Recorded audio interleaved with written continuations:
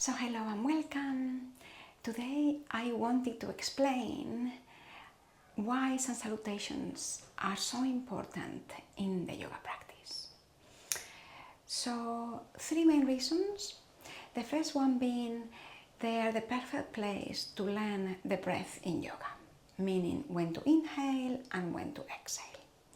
But also they're an ideal place to again learn the coordination between breath and movement. And also they're an ideal building block for a self-practice. So instead of doing random YouTube videos, if you learn the Sun Salutations properly, they could be the foundation for your self-practice.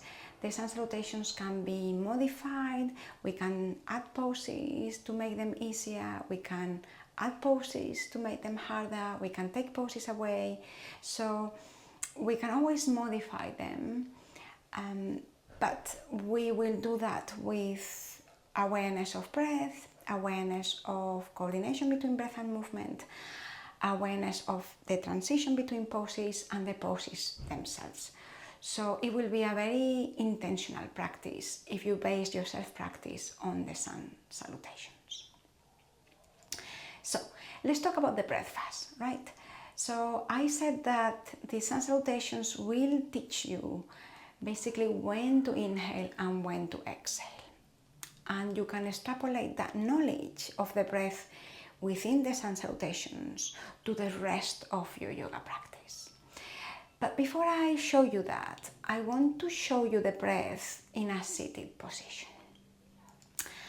I want to start by saying that in yoga we breathe through the nose. We do sometimes breathing exercises, pranayama exercises, and in those sometimes we'll breathe through the mouth, but generally in yoga, as we move and breathe, we breathe through the nose. Why? The nose is a filtration system, but even more important, when we breathe through the nose, we trigger the relaxed response in the nervous system.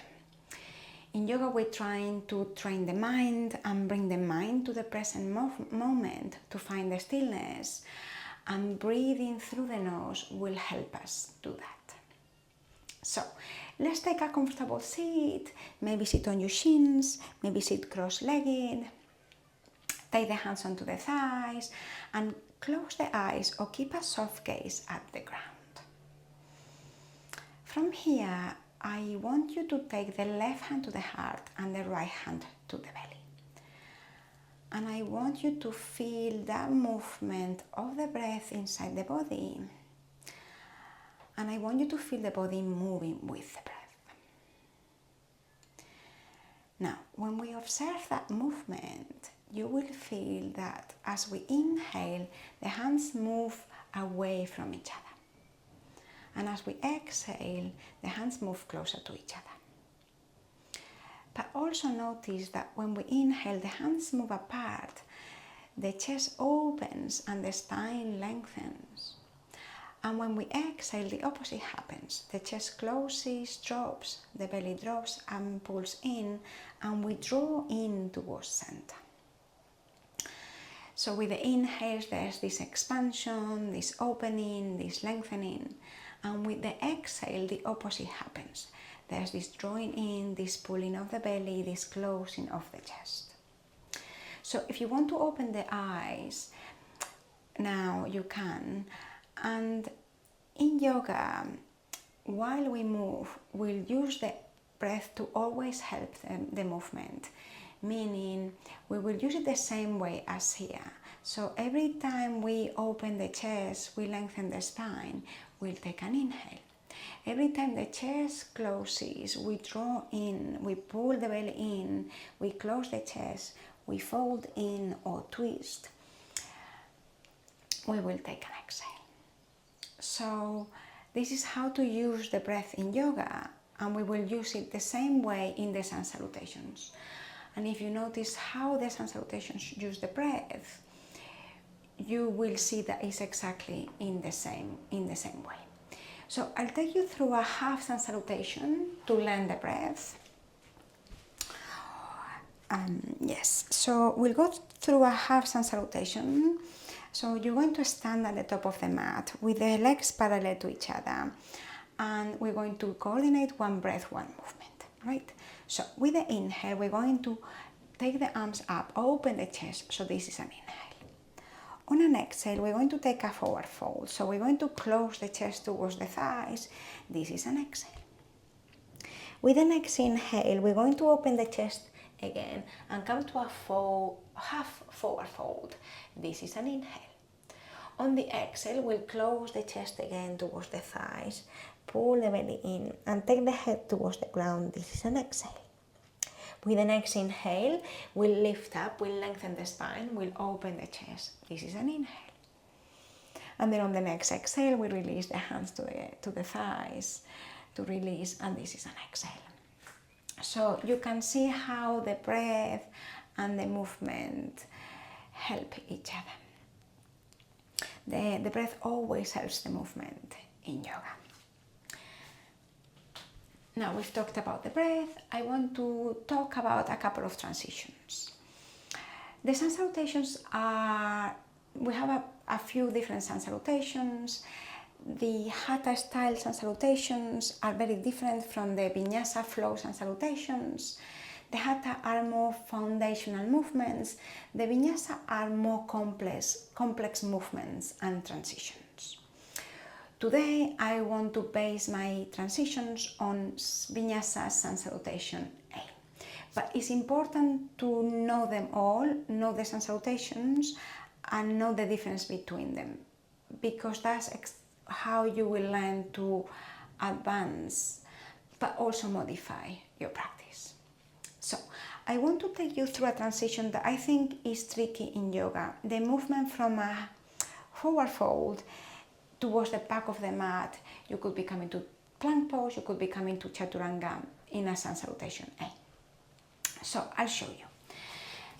So we come to the top of the mat and we do a deep forward fold, and then from there we walk back to plank and maybe Chaturanga, right? But this transition will be tricky if we lack length at the back of the legs. So if I have a deep forward fold, my hands are close to my feet and I have length at the back of the legs, calves, back of the thighs, glutes and lower back.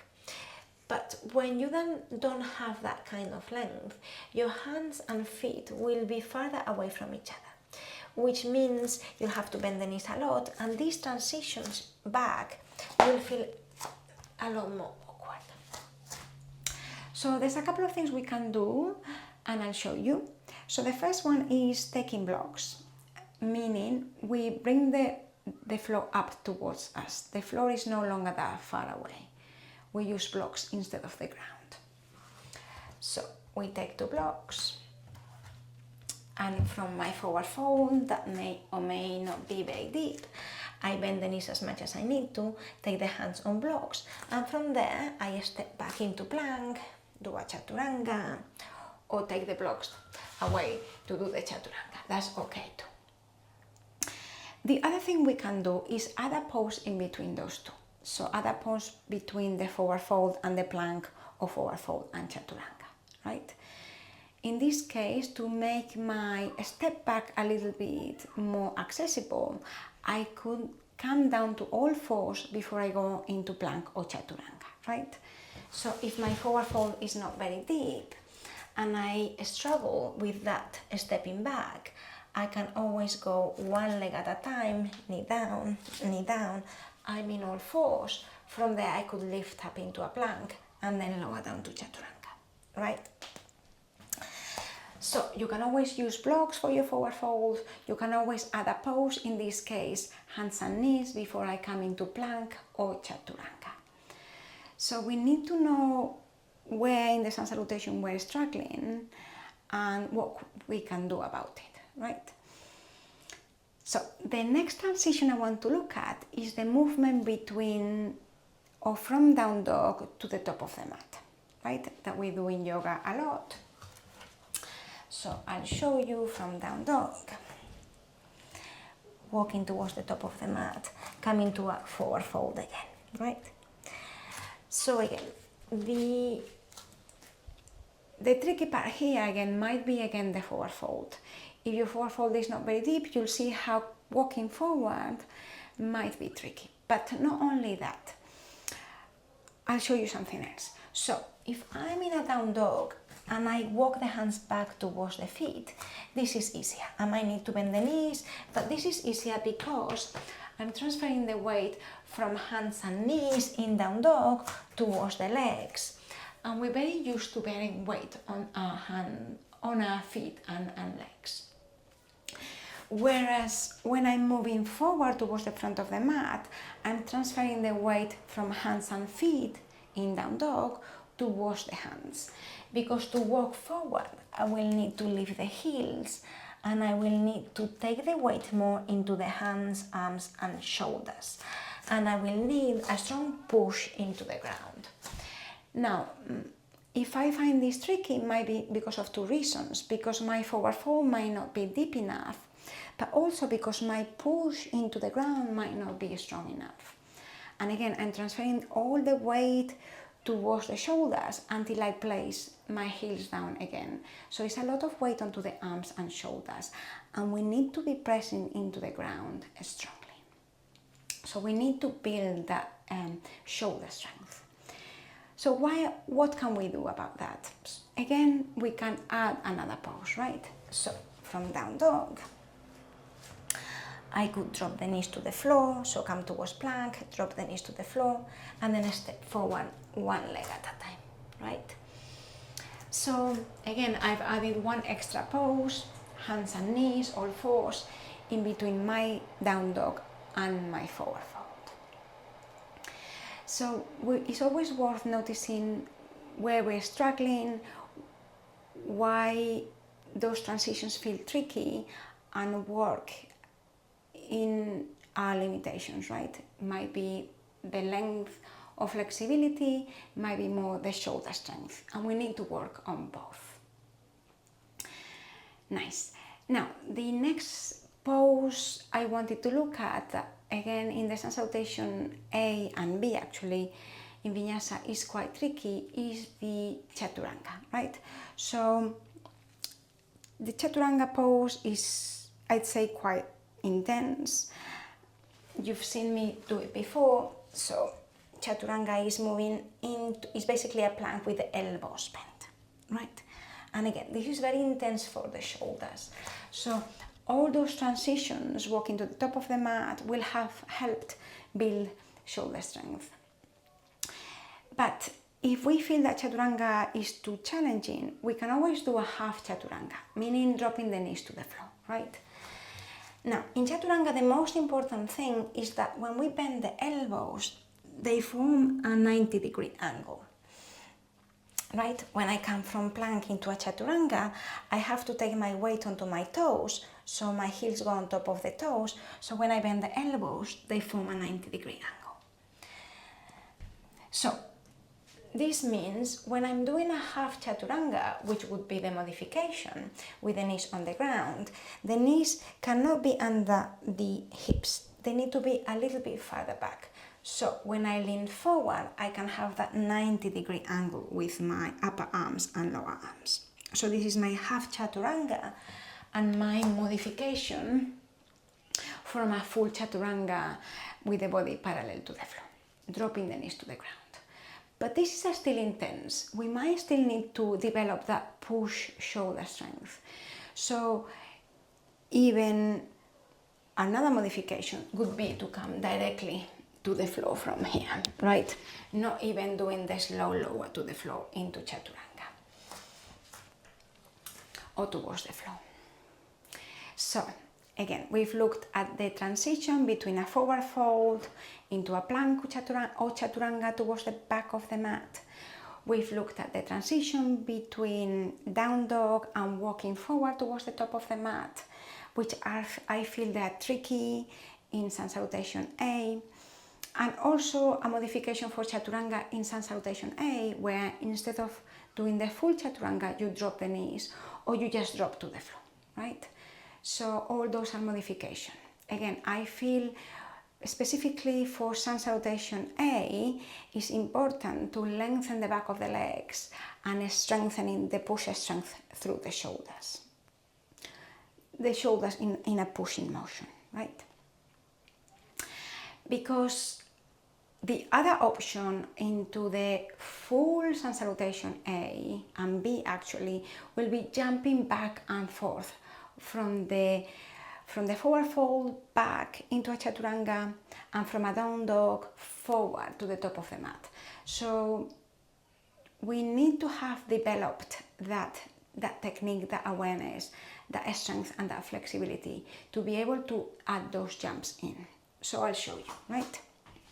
So from a forward fold, we would jump back into a Chaturanga, meaning plank with elbows bent. And then from a down dog, the same thing. We would jump forward into a forward fold, right? Half forward fold, and then the full forward fold. So all those require not only length at the back of the legs, but also a strong push through the shoulders that we have already seen in the transitions without the jumps. So I think what I'm trying to say is you need to know what is difficult for you. Is it the flexibility that is stopping you from doing those transitions, or is it the strength element? And there's no point in rushing the breath or rushing the poses. It's better to know how to breathe, know when to breathe, know which poses require inhales or exhales, know how to coordinate the breath and the movement, and know that if we are lacking maybe shoulder strength, maybe we need to modify. If we're lacking hamstring flexibility or back of the legs, we need to develop that flexibility. So the Sun Salutations may seem simple, but they're really not. And very often we rush through them and we bypass what they're trying to teach us. They're trying to teach us that coordination of breath and movement, and add that flexibility and that strength into our practice. And rushing through them and bypassing all those elements makes no sense if we're trying to grow our practice. So from here, yes, I think that's all I wanted to talk about. So we've talked about the breath, we've talked about some tricky transitions. Again, my advice is to learn the Sun Salutations starting from the Hatha Sun Salutations, which are more foundational movements, and see how you can develop that into a more flowy with harder transitions that are the Vinyasa Sun Salutations. But even then we can break down the poses and add more poses to make them a little bit more accessible, or even add extra poses to make them more challenging. So again, the Sun Salutations may seem simple, or may seem like I cannot jump to the top of the mat, or I cannot do this certain transition, but there's a lot more behind that gives you information about your body, about your practice, and how to deepen and progress your practice. So thank you for listening, thank you for joining me today. Namaste. See you again.